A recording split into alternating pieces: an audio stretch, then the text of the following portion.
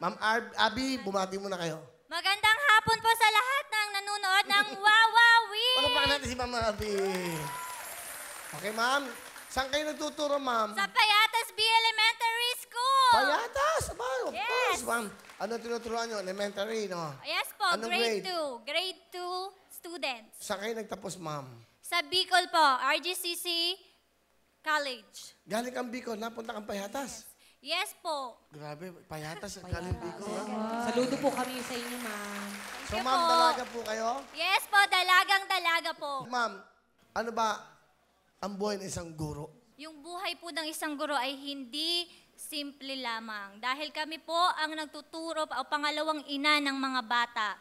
So, pagdating po sa paaralan, kami nang magtuturo ng magagandang asal. Siyempre po sa tulong po ng parents, magtutulungan ang parents sa teacher. So, yun, pag nagtulungan yung parents sa teacher, magiging matalino at magaling ang bata. Galing, tama. Pangalawang magulang nga naman eh. Kasi after the eskwelahan, kasi 6 o'clock in the morning, parang binabiyahin na yan. Nasa mga puder nyo na eka nga. Yes po. Pero sa totoo, alam nyo ba, nung nag-aaral ako, elementary ako, from prep to grade 6, paborito ako. Ang teacher. Wow. Si Malaman, Bakit, Will? paborito ako, katabi ko, basurahan.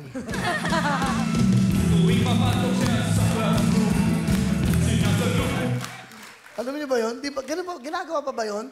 Sa likod yung basurahan nakadipa, tapos may libro. Squat. Hindi na po ngayon, sir. Hindi na ganon. Bawal na po. Bawal na yun. Opo. Kasi dati ganon eh. Ma'am, mapakabait ka.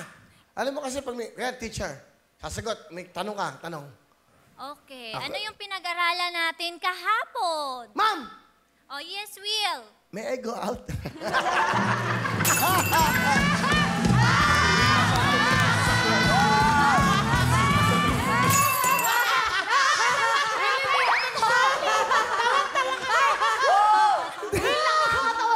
Bago!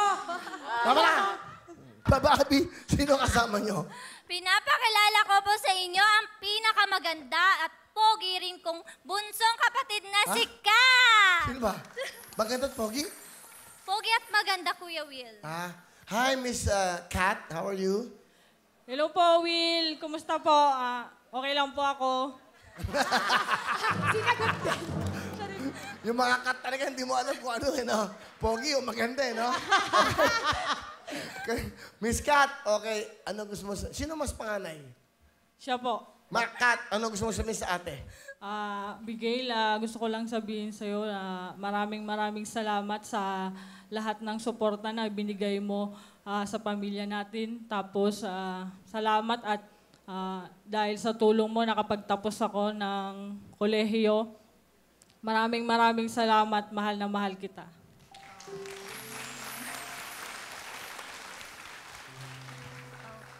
Okay, Bueg. Bueg, maraming salamat din kasi nagtapos ka ng pag-aaral mo. Hindi na sayang yung pinaghirapan kong pagod para makapagtapos ka. Tapos, yung pangarap mo, tuparin mo pa rin kasi nandito pa rin ako, sumusuporta sa'yo. Hindi man ngayon binibigay ni Lord kung ano yung gusto mo sa buhay. Pero alam ko, darating ang panahon, ibibigay din yun sa'yo ni Lord. Mahal na mahal din kita.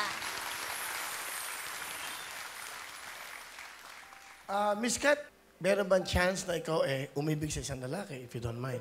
Yes naman po, sir. Sayang yung ganda, sir eh. Palakpakan natin. Ang ganda, ha? Ang ganda, ha? Pero nagka-boyfriend ka na? Hindi po masyado seryoso. Pero ang ganda-ganda. Ganda niya. Kung bibigyan lang ako ng chance, Will, tapos ako magbabagong buhay din. Nakso mo. Pwede. Ma'am, okay lang ba sa'yo? Kat, okay lang ba sa'yo, Kat? Okay lang po. Tinan mo, nakapanghapon na ako, samurai na lang, kulang. Oh. Anyway, thank you very much. Bigyan mo ng jacket si Miss Kat.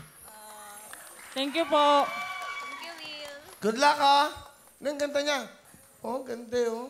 Thank you po. Ano talent, ma'am? Kakanta, Will, kahit di marunong. Kakanta ka pa. Ito po ang young band teacher, beautiful Ma'am Abby.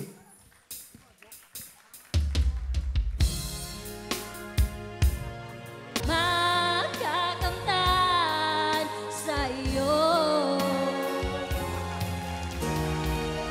Ma'am Abby. Galing ah. Ma, swabe-swabe lang. Ma'am, meron kayong 10,000